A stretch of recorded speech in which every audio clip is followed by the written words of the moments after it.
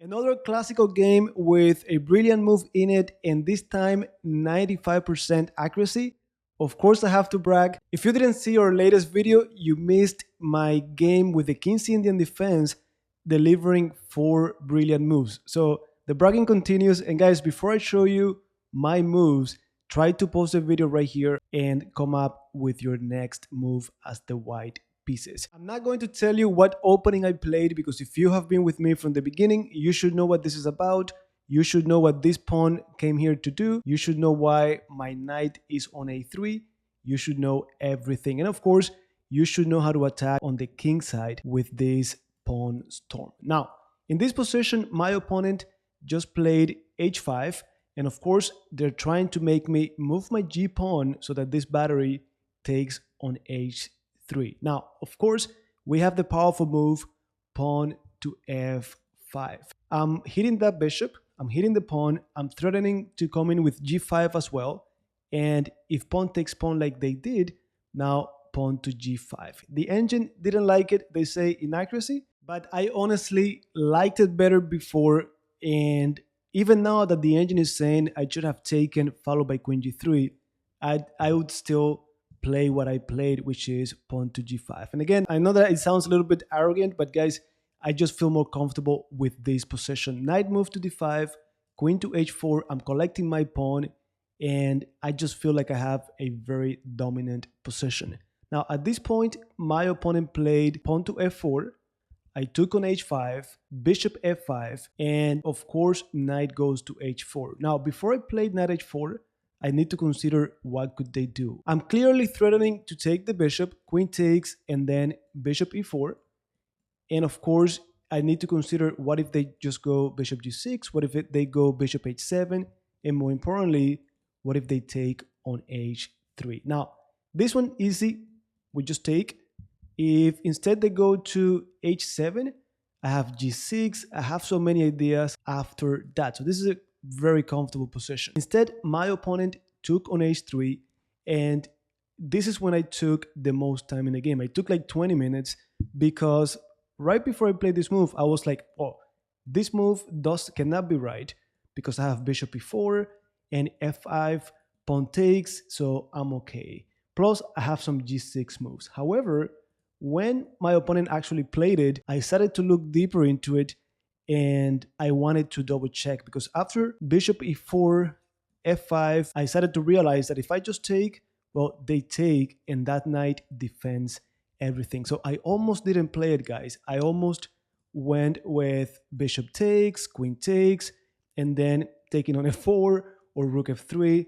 But I went back and I calculated a little bit more and I calculated this. Try to do it in your head first. So I thought bishop e4, only move, and then bishop d5, queen takes, and g6. So I pictured that position, I visualized it, and I liked what I got. f5 indeed.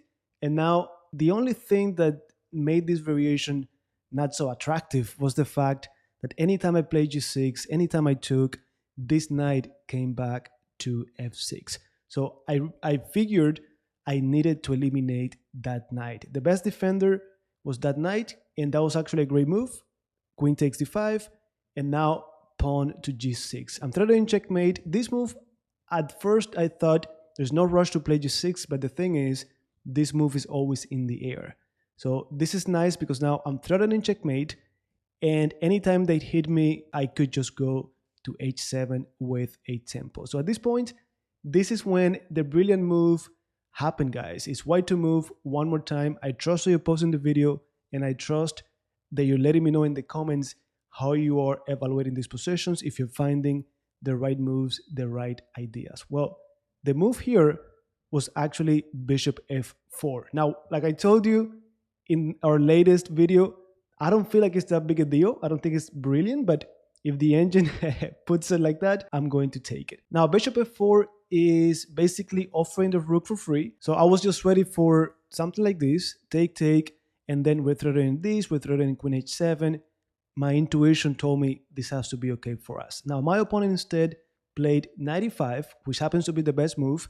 And now rook f2 seems like it's not a good move because of knight g4. But the thing is, we always have rook f3. So at this point, my opponent had like probably 20 minutes, and he thought all the way down to like 5 minutes.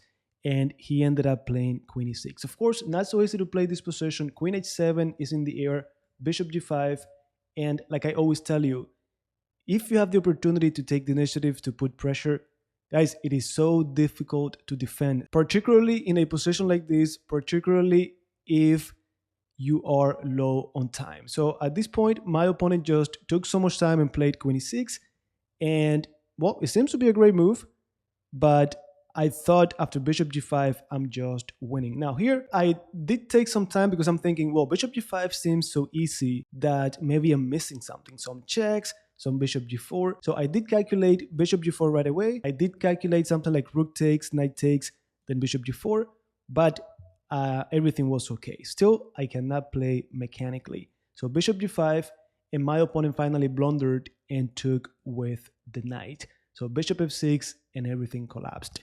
If they had taken with the rook instead, at least they have more chances here to play, right? So queen g6, and now this variation, we are up on exchange, but still there's a lot of chess to be played. But again, a lot of pressure, not so easy to attack sometimes, especially if you're low on time, and my opponent made that final mistake.